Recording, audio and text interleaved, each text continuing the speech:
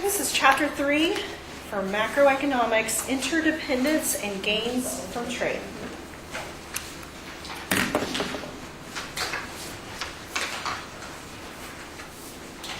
All right, your author says, consider a typical day.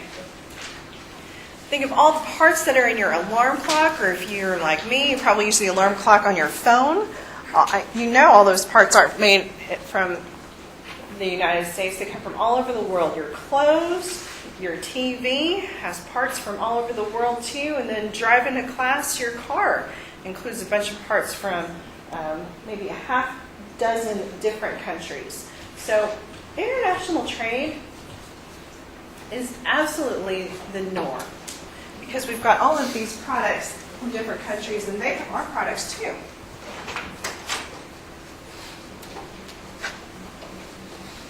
So if it is the norm, if all of these countries see that there are benefits to trade on both sides, this leads us to another question. If international trade is good, if there are gains to be realized, who should produce what? And that's what this chapter is talking about.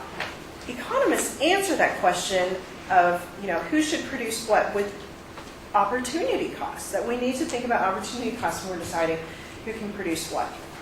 Right. A really important thing for you to be able to do is recognize the difference between absolute and comparative advantage. Let's talk about absolute advantage first. Okay.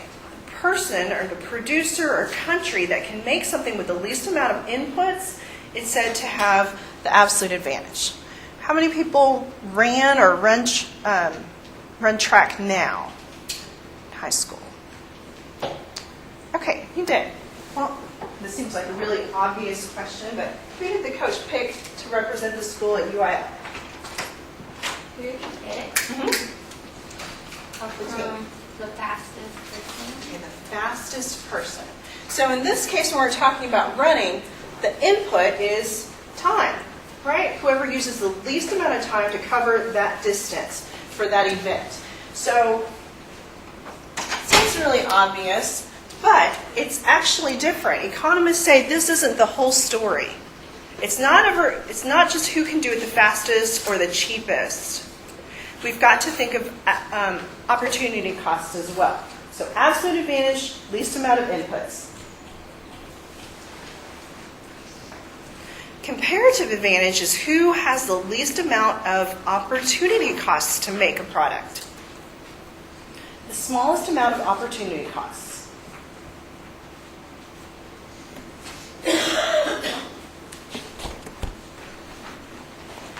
And there are a couple of different ways to measure that. And you'll recall that opportunity costs are what you give up to get something else. We can use that measure opportunity costs in terms of time.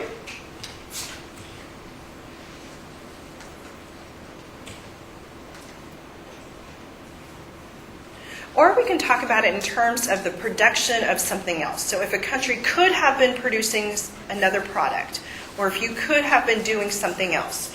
And we'll look at both examples. You can look at it in terms of time, and you can look at it in terms of producing another product or good. You said it's based on the difference in opportunity costs. Yes. Right? Okay. Yes. And here's the previous slide, just in case I went too fast. So this one is opportunity costs, and this blank is comparative advantage. Let's take a look at an example.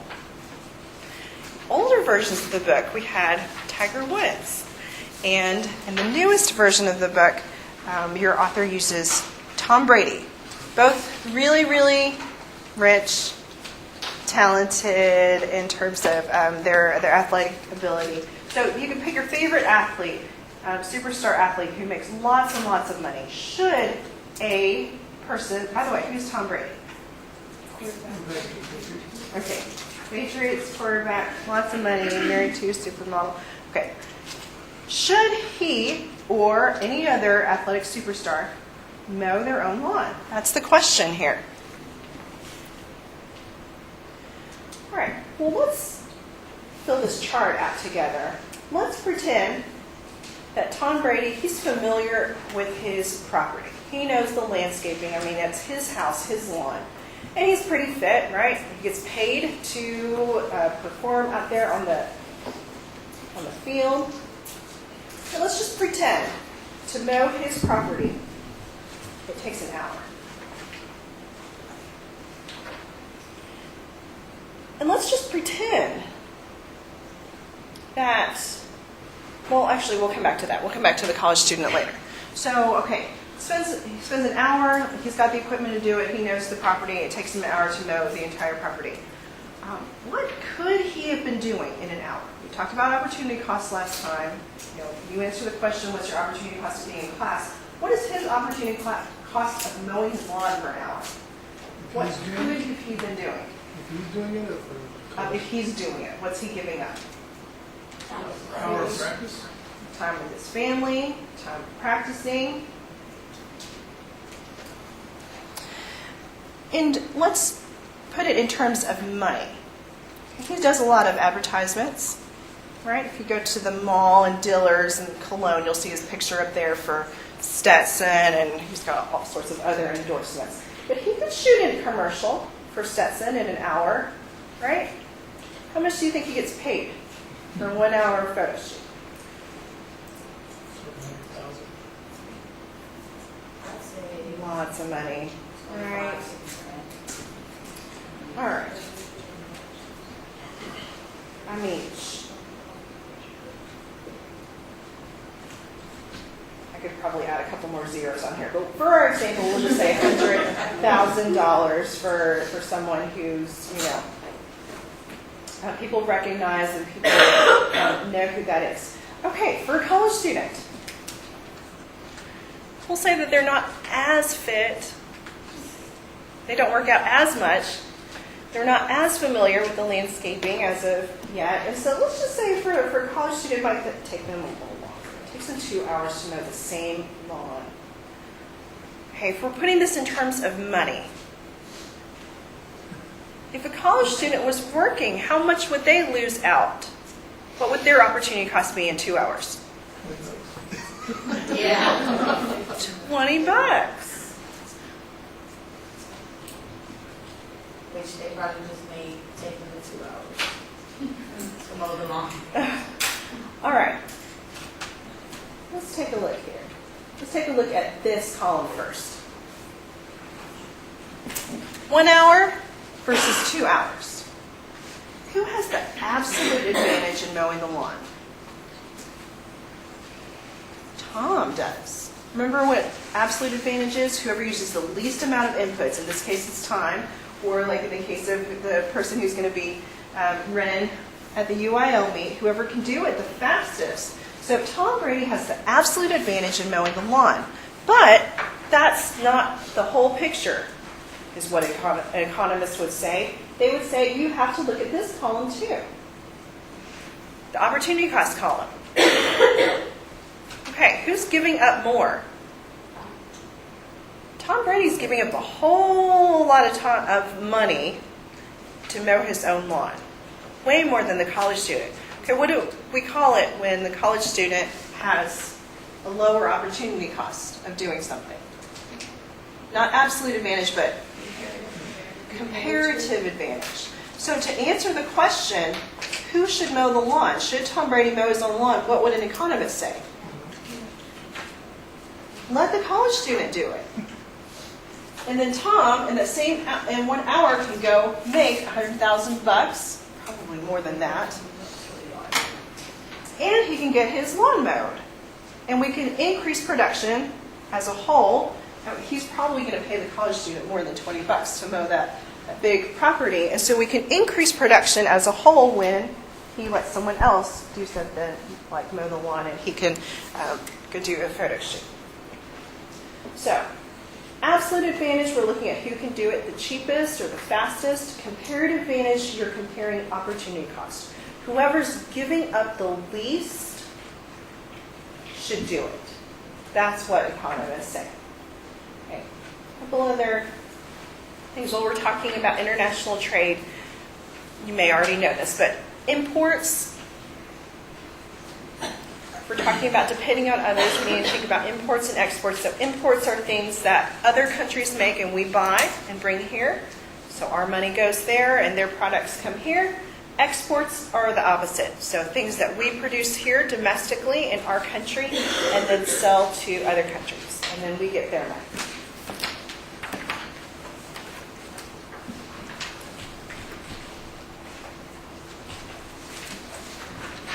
Adam Smith, we mentioned him before. Now, he also talked about the importance of splitting up tasks and making sure that one person doesn't do everything and that you can increase production that way. So not only did he talk about the invisible hand, but he did talk about economic interdependence. David Ricardo is another famous economist, and he's the one who came up with this idea of comparative advantage, like we've been talking about. He said it's important not just to think about absolute, but comparative advantage. So international trade is the norm because countries see the benefit, the different goods and services that we can consume. Because, if we had a closed economy, we're just relying on our own production, we're limited by our scarce resources, our factors of production, like we learned in Chapter 2. There are two ways to compare the ability of two people or countries who are making a product with absolute and comparative advantage. So make sure you don't get them mixed up. Sometimes the same person could have the absolute and comparative advantage. Now with the Tom Brady example, it was different, but sometimes it's the same. You just have to work out the problem and see. But economists say that we need to think about comparative advantage.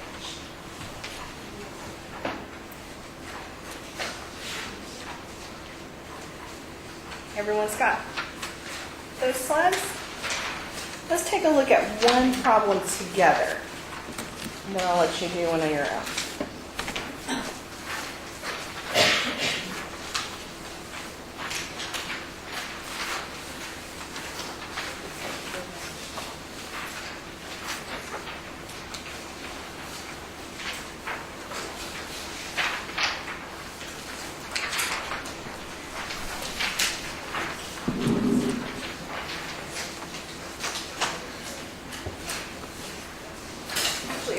Extras, I'll project it up here with you.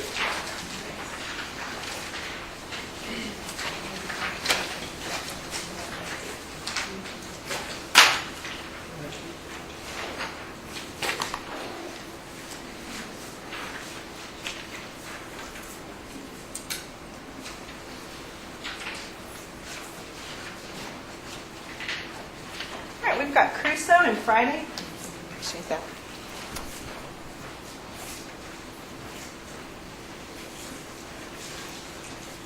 So we've got two people, and we've got two tasks at hand, gathering coconuts and catching fish. So the question is, if international trade is so good, if there are benefits to trade, then who should do what? So we're going to take a look here. When I'm solving these kinds of problems, it helps me to use the information that's given to just create a little chart up here. So I'm going to put Crusoe, our first person, and Friday, our second person here. Coconuts and fish. I'm going to two columns that way. Now, this is a little bit different than our Tom Brady example, right? With our Tom Brady example, we were looking at it in time. Here, time is constant, right? It says that Crusoe, in 1 hour, can gather 10 coconuts or catch one fish. So this is in 1 hour.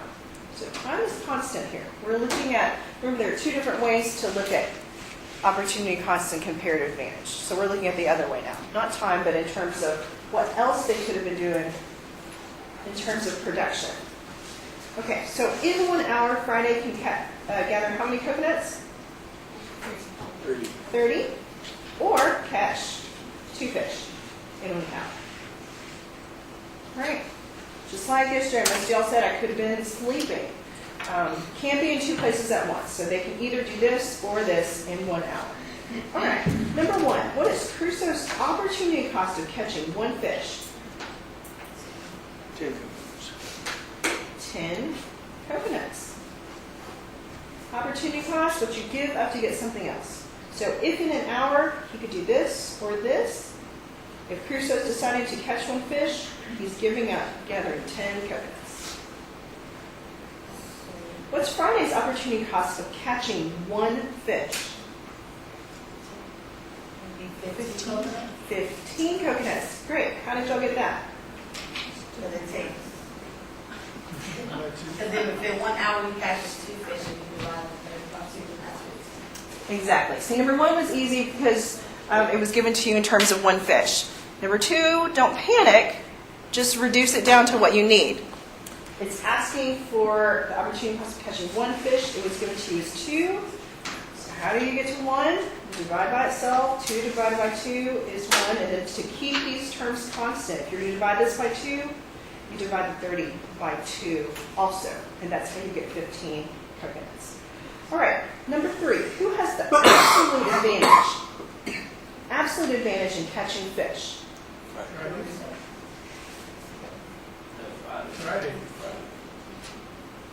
Friday. Friday. Okay. Remember our textbook definition of absolute advantage is who takes the least amount of time to do something. All right, so it takes Crusoe how much time to catch one fish? 1 hour. It takes Friday how much time to catch one fish? 30 minutes, because he can catch 2 in an hour. So you can think of it that way. He can do it faster to catch 1, or you can look at he can catch more in an hour. You can look at it both ways. If time's constant, you can see who can do more in that amount of time. Okay, so this is going to be Friday because he can catch 2 fish in an hour.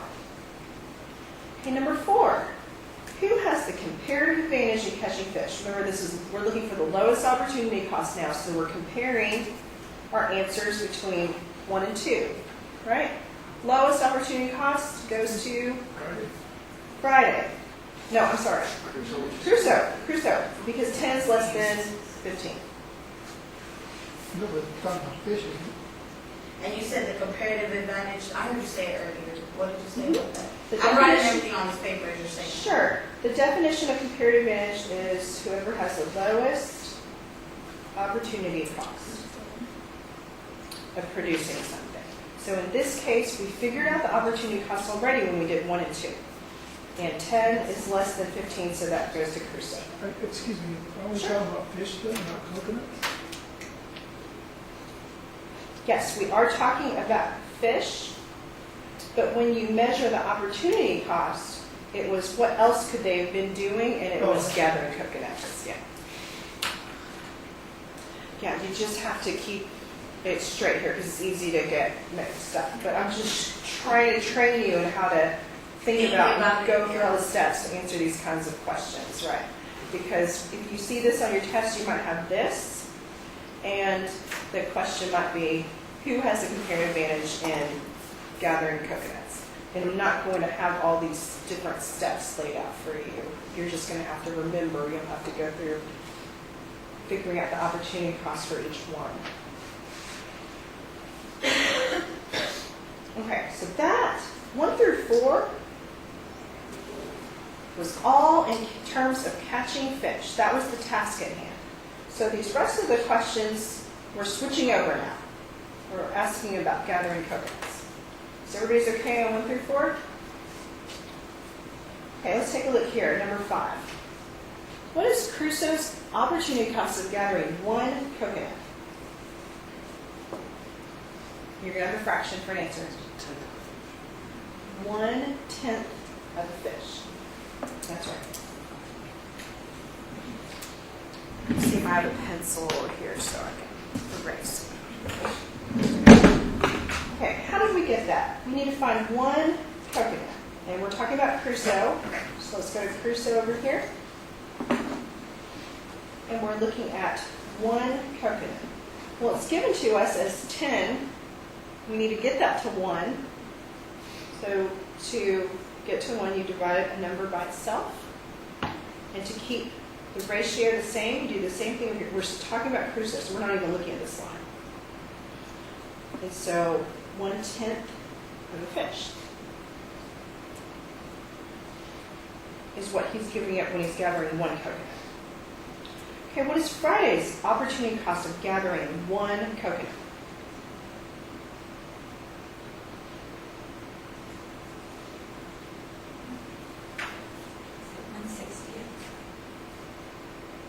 $115. Yeah, $115 of the fish. Okay, let's take a look. Why? And we're talking about Friday now.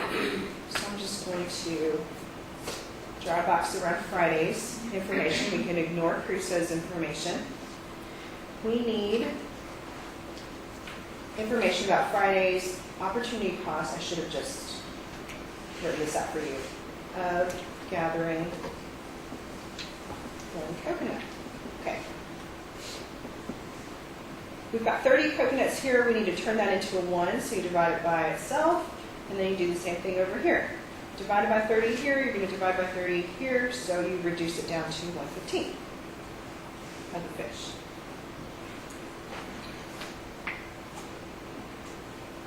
Everyone's okay with that? All right. Now we're taking a step back. Who has the absolute advantage in gathering coconuts? Remember, this means least amount of input.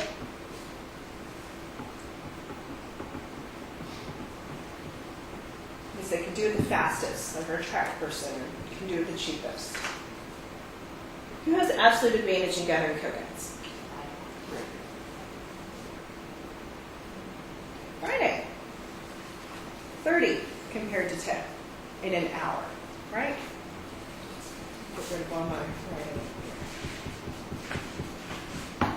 So absolute advantage of gathering coconuts, we're comparing these two, or comparing the numbers here. And it would be Friday. Because he can gather 30 an hour versus Crusoe's 10. And number 8, who has the comparative advantage? Remember, now we're looking at who has the lowest opportunity cost of gathering coconuts. Okay, so here we're going to compare our answers between 5 and 6. Which one's smaller, 1/10 or 1/15? 1/15. So it goes to Friday. See, and this is an example, like I said, with Tom Brady, he had the absolute advantage, but the college student had the comparative advantage. Here, Friday has the absolute advantage in both things, in fish and coconuts. But if you think about it, big picture, you can't be in two places at once. Even though Friday is best at both, he can't be doing both things at the same time. So he can still gain by letting his friend Crusoe do some of the work. So in this case, even though he's best at both, he can do both the fastest. He's going to give up less when he gathers coconuts, and then he's going to leave the fishing to Crusoe. And then both of them can be better off.